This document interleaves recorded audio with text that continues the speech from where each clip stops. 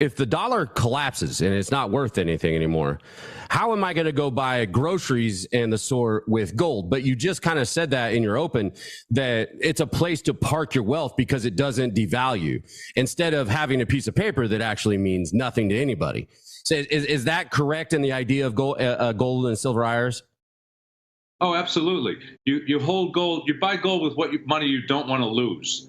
And it's liquid. You could sell gold anytime you want. It'll revalue to the next currency, whatever that might be. And with our company, we don't sell anyone's information. We don't issue a tax form when we sell it to you. If you buy it back, you sell it back to us to liquidate.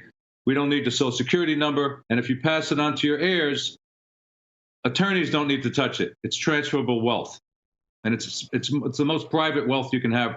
Some people think of it as a financial Second Amendment. Right.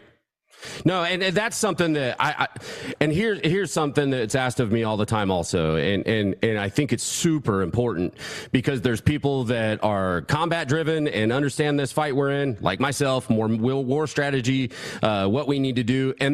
But people don't think about the economy or the economic side of it. And this is what gold and silver really does, is it protects your legacy, your future, your children's future.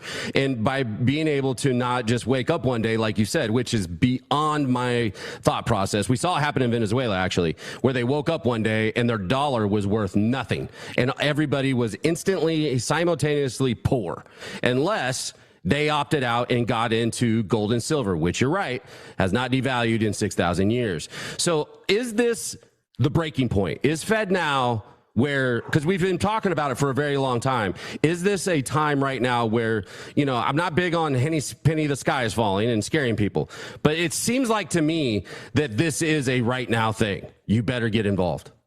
Well, we have the highest inflation we've had since the 1970s. And Milton Friedman, who used to run the Fed, said that inflation was taxation without legislation. So there's an argument that this was created. That the QE1, quantitative easing, the banks stepped in and they bought non-performing assets in the banking system. So they buy them at face value, problem solved. Banks have strong balance sheet. Then you have QE2, which the banks basically print money out of thin air and they push it into the economy. And they do this by buying assets like property from non-bank sectors, and the money is deposited into the seller's bank accounts. So out of the clear blue in 2020, the Federal Reserve adopted QE2. And it was recommended for a shrinking economy, for deflation. But the problem was the economy wasn't shrinking. So they bought up assets from non-banks, forcing to create credit. And all this printing of money is a recipe for inflation. It's not a mistake. So there's an argument that they created this inflation. And there's proof. If you want to go and dig under behind the black curtain, there was a conference. There was a conference in August 2019 in Jackson Hole, Mississippi. Jackson Hole. Central bankers invited BlackRock, the biggest asset manager, and they made a proposal. BlackRock made a proposal saying there'll be another crisis. Well, we had one. We had COVID. And this time we should create inflation, they said. Now, why would they do this? To move the economies into the digital system. Okay, so in 2020, March of 2020, the Fed basically hired BlackRock to buy assets.